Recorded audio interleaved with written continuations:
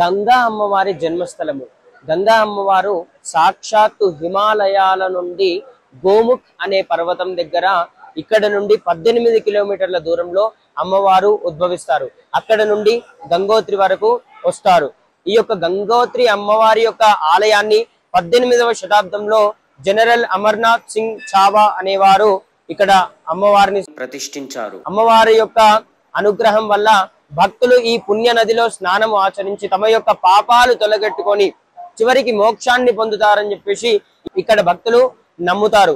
అలాగే ఇక్కడ గంగోత్రిలో అనేకమైనటువంటి జలపాతాలు, నదులు, అత్యంత అద్భుతమైనటువంటి పుణ్యక్షేత్రాలు, దేవాలయాలు, అలాగే భగీరథ మహారాజు గారి యొక్క దేవాలయం కూడా ఉంది.